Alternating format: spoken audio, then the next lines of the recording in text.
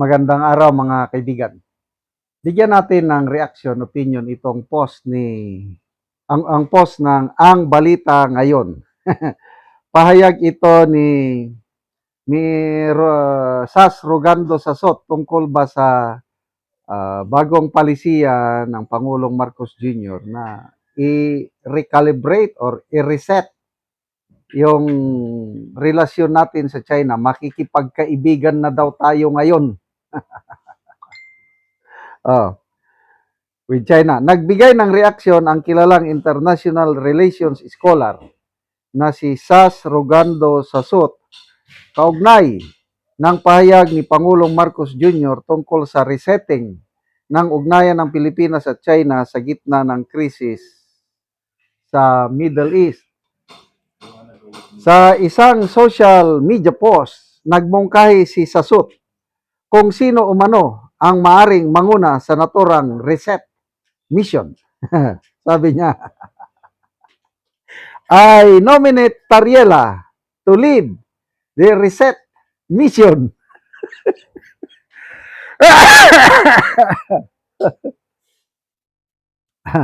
Ang pahayag ay tugon sa naunang sinabi ng Pangulo na nagsisimula na ang pagbabago ng relasyon ng Pilipinas at China. It's happening now, sabi ng Pangulo. Dagdag pa ng Pangulo, there's going to be a very, very serious restructuring. Ang reset na ito ay iniuugnay sa mas malawak na pagbabago ng pandaigdigang relasyon dulot ng tension sa Middle East at epekto nito sa supply ng langis. Okay. Ano kayang reaction nito?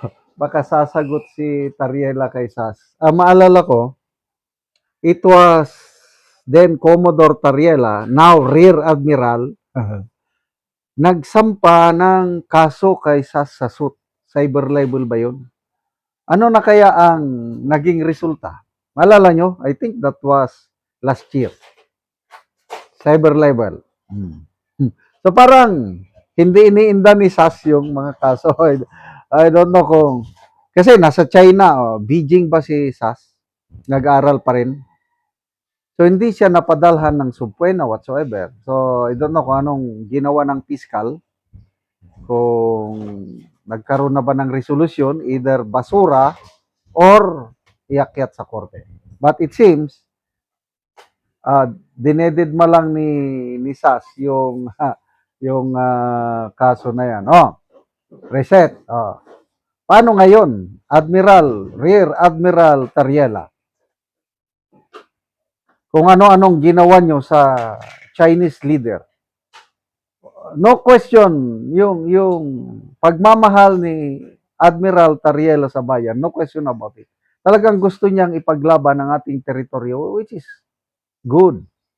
Huwag nating isurrender. Kaya lang, huwag naman pong sumobra na konting respeto naman. Superpower yan, China. At saka, number 1 trading partner natin ng China. Bakit mo gawing katatawanan ang mukha ng... So, to me, it's a no-no yung ginawa ni then Commodore Tariela. Ayaw niyang mag-apologize. So, sige lang. After that, prinomote pa siya ng Pangulo. Ibig sabihin, natutuwa si Pangulong Marcos Jr. sa ginawa ni Tariela, hindi man lang nila pinagsabihan o wala lang. As in, prinomote pa. Ano ngayon? Kala ko ang tatapang ng mga nasa administrasyon na awayin ang China. Pinapalayas pa. Ngayon nagkagipitan? Saka kayo makipagkaibigan? Mabuti nga ang China at kasi kung iba pang approach ng China, sasabihin na ayoko na, amin yan. No joint oil and gas exploration, amin yan. Magbatigas. Pwedeng ganun ang approach ng China.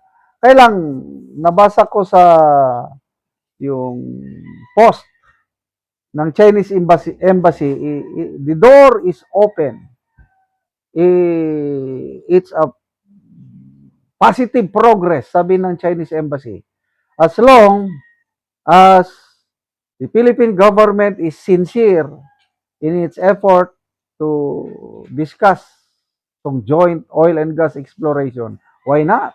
We're open. O, di, ganon dapat ang para bang kapitbahay mo. How do you live with your kapitbahay na palagi mong inaaway? O, di ba ang utos ng Panginoon, love your neighbor as you love yourself.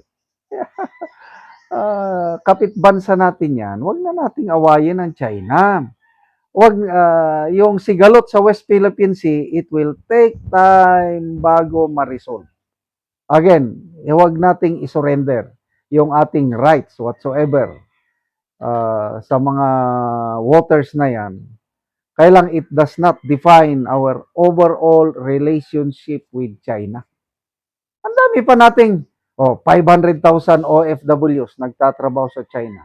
Mga farmers natin, farmers, nag-e-export ng mga produkto nila sa China.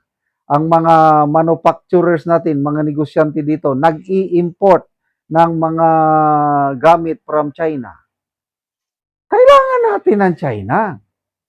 Kaya, yung away-away, wala na yan. Huwag tayong padadala sa dikta ng Amerika, kasi ang nanggugulo sa atin yung Amerika. Gusto nila tayong gawing proxy war. Kaya, to me, kung mayroong napakagandang desisyon ang Pangulong Marcos Jr., itong reset policy with China. Saluduhan ko siya dyan. That's the right direction. Sana hindi makikialam ang US government. Baka na naman sasabihan ng US na, hindi pwede. Pag gagawin nyo yan, ganito ang gagawin namin sa inyo. Ay papaano kung matakot na naman ang administrasyon? To me, dapat matuloy ito. Yung i-recalirwe. Yung balik tayo panahon ni Tatay Digong. Ganun lang yun. Huwag nating awayin din ang US. Kaibiganin ng US, kaibiganin din ng China. O di, safety tayo. Salamat mga kaibigan sa inyong pagsubaybay sa ating channel. Nakakatulong kayo ng maigi sa tribong talandig ng Bukidnon dahil ang sweldo natin sa channel na ito is pantulong sa tribo. Namimigay tayo ng libreng yero at pako para makapagpatayo naman sila ng mas maayos na tirahan. Panoorin nyo ang video nito. Yang among nataga ano gero mag-atop na ni siya karon sa iyang ipatindog nga balay. Nakina sa ipatindog do ka asang forum ako din ang gaid ko makasabot. So mo na ni ang iyang ipatindog nga balay.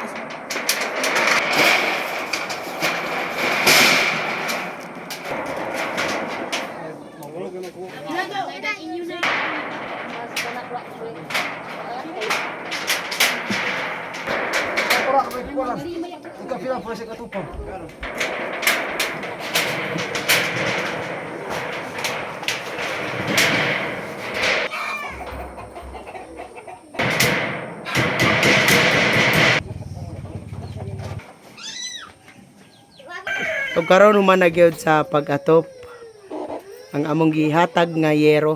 At sa Ginoo sa nakatag sa ako usin. Kung walang gihatag wa pa ko walay. Oo, so nalipay ka nga nakabalay nakakaron. So lalipay ko nga nakabalay nako. Lagi sa kon atag sa kalisod kutubro gyud sa kaon. Oo, so salamat kayo ya. Kayo.